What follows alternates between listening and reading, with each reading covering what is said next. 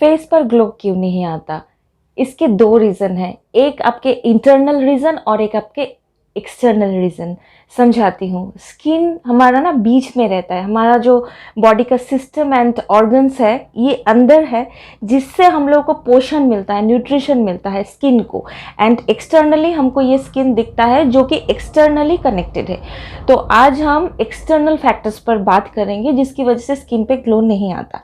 So number 1 reason is low moisturisation, number 2 is low hydration, number 3 disturbance in pH balance. Skin का जो एक pH balance होता है जो आपने सुना है वो भी डिस्टर्ब हो जाता है तो आपको ग्लो नहीं आएगा। एंड ये जो 2 पॉइंट मैंने बोला कि lack of hydration and lack of moisturisation, ये 2 में डिफरेंस है, इसके लिए अलग वीडियो बनाना पड़ेगा, बट फिलहाल आप इतना जान लो।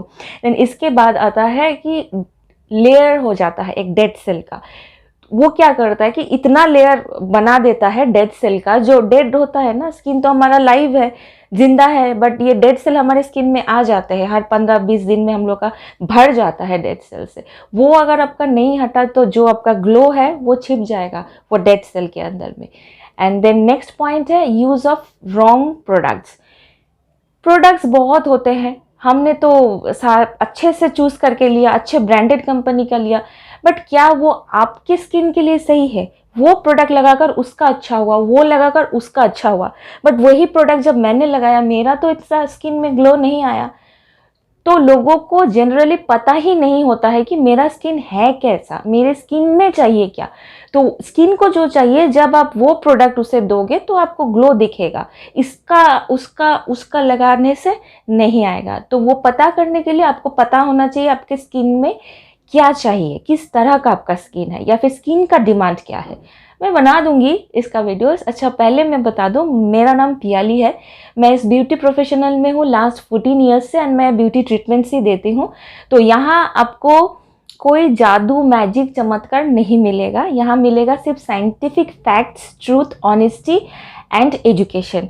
अगर आपको ये सब चीज़ चाहिए तो आप प्लीज़ मेरे चैनल को सब्सक्राइब कीजिए, ताकि आगे भी आपको ये नॉलेजेबल वीडियोस मिलते रहे। मेरा काम है आपको एजुकेट करना, बाकी आप जानो आपको क्या करना है, because choice is always yours. Okay, हम तो अच्छा लगे तो ज़रूर सब्सक्राइब कर दीजिए। सो नेक्स्ट पॉइंट है, जैसे यूज़ ऑफ रॉन्ग प्रोडक्ट्स हो गया ना, तो रॉन्ग एप्लीकेशन भी आता है। हम प्रोडक्ट्स भी सही ले लिए बट एप्लीकेशन ही रॉन्ग कर दिया, पता नहीं है किसके बाद कौन सा लगाना है, या फिर डे वाला दिन में लग जाता है, दिन वाला रात में लग जाता है, इसके बाद जो लगना था वो बाद में लग रहा है, पहले ये लग रहा है, ये रॉन्ग एप्लीकेशन में आ जाता है। तो एप्लीकेशन भी सही नहीं होगा तो वो काम नहीं करेगा, तो ग्लो नहीं आएगा।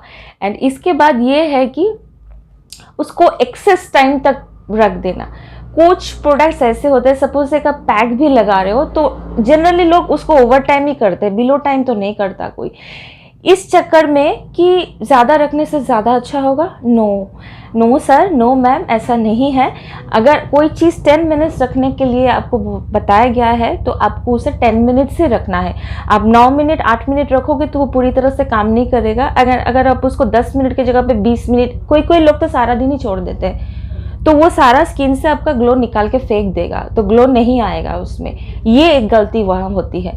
फिर दूसरी बात ये है कि लोग प्रोडक्ट्स ले भी लेते हैं बट क्वांटिटी में इतना कम लेते हैं ना, लेस क्वांटिटी ऑफ प्रोडक्ट्स, कि वो स्किन में सही से लगता ही नहीं है। आपको चाहिए इतना, ले रहे हो इतना, तो वो सही से काम करेगा नहीं करेगा। तो ये भी एक रीज़न है आपका नहीं होने का ग्लो।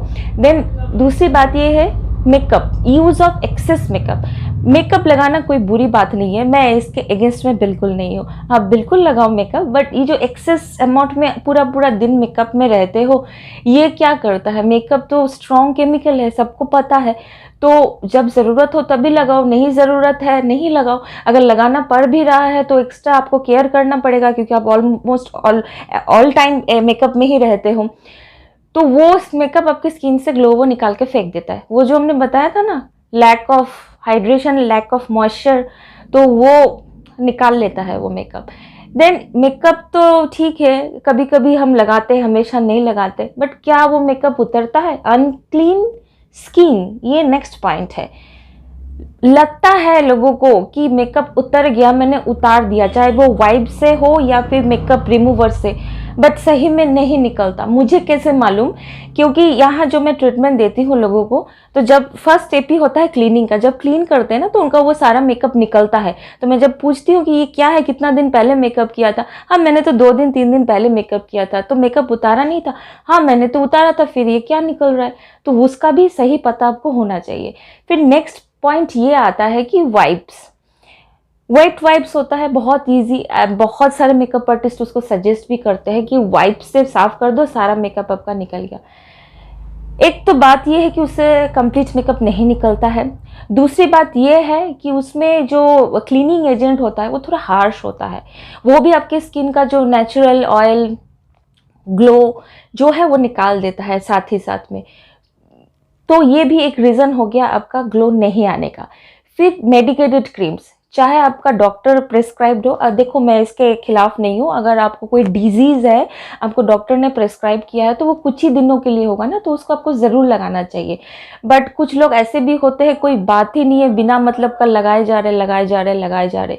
तो किसी भी वजह से मेडिकेशन में हो, मेडिकेटेड क्रीम या फेस वॉश मॉइस्चराइजर जो भी आप लगा रहे हो, तो उसमें मेडिसिन होता है, हार्श केमिकल ही होता है, क्योंकि वो एलोपैथिक दवाई होता है। तो वो भी आपका नेचुरल जो ग्लो है वो निकाल देगा। फिर इसके बाद आता है चीप क्वालिटी प्रोडक्ट्स। मैंने चीप क्वालिटी कहा, हाँ मैंने कम पैसे वाला प्रोडक्ट नहीं कहा। बहुत सारे हाई ब्रांड भी ऐसे हैं जो पैसा ज़्यादा होता है एंड क्वालिटी कम होता है, एंड बहुत प्रोडक्ट ऐसे भी है जस्ट इसका उल्टा, पैसा कम है बट क्वालिटी हाई है। मैं क्वालिटी की बात कर रही हूँ। तो चीप क्वालिटी प्रोडक्ट्स लगाओगे तो भी आपका ग्लो कहाँ से आएगा? फिर प्रोडक्ट्स में नेक्स्ट पॉइंट हम लोगों का ये आ जाता है baby products. Baby products babies के लिए बनते हैं जिनका स्किन मैच्योर नहीं हुआ है। हम एडल्ट्स का स्किन मैच्योर हो गया है, बहुत ज़्यादा डिफरेंस है दोनों में। अगर नहीं समझ में आता तो एक सिंपल लॉजिक ले लो। सेरेलैक बच्चे को पिलाते हो, खिलाते हो, हम अगर सेरेलैक पर जिंदा रह सकते हैं क्या? न्यूट्रिशन कंप्लीट होगा? नहीं ना। तो बेबी प्रोडक्ट से आपका स्किन कैसे सही हो सकता है? आप खुद सोच लो। फिर नेक्स्ट पॉइंट है नो एसपीएफ। हम सब कुछ कर रहे हैं बट प्रोटेक्शन नहीं ले रहे, एसपीएफ नहीं लगा रहे। हाँ कुछ केसेस में ऐसे होते हैं जहां हमको एसपीएफ नहीं लगाना होता है, बट वो एक्सेप्शनल केसेस होते हैं। बट जनरली आपको एसपीएफ ज़रूर से लगाना है, क्योंकि सब लगा लिया, सन आपके ऊपर पड़ा डायरेक्टली और इनडायरेक्टली, वो आपका खींच लेता है नेचुरल जो हाइड्रेशन मॉइस्चराइजेशन जो है अंदर से, वो खींच लेगा। तो ये सब चला जाएगा तो ग्लो नहीं आएगा। देन इसके बाद आता है विंड। हैरान हो विंड कैसे हम लोग का ग्लो पर इफेक्ट करता है? जी करता है।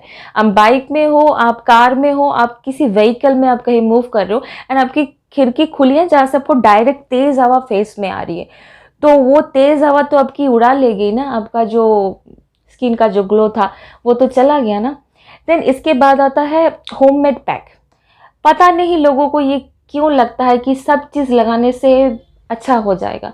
ये पैक वो पैक सब चीज़ ट्राई कर लिया, एक्सपेरिमेंट्स जिसको आप बोल सकते हो, ये लगा लिया, आज ये लगा लिया, कल वो लगा लिया। ये सिर्फ होममेड पैक्स का बात नहीं है, आप कोई प्रोडक्ट का भी मैं ऐसा देखती हूँ कि आज ये लगा लिया, शाम को वो लगा लिया, परसों वो लगा लिया। तो ऐसे आप बहुत रैपिडली इस चीज़ को चेंज करोगे एंड दुनिया भर का किचन का प्रोडक्ट आप अपनी स्किन के ऊपर लगा के एक्सपेरिमेंट ही एक्सपेरिमेंट किए जा रहे हो, तो वहाँ तो स्किन कंफ्यूज हो जाएगा ना कि कैसे रिएक्ट करना है, तो ग्लो नहीं आएगा वहाँ पर। देन इसके ऊपर भी एक बहुत बड़ा रीज़न होता है इसकी स्किन में ग्लो नहीं आने का, वो ये कि ब्लीच कर लेते हैं। बहुत बहुत लोग ब्लीच करते हैं।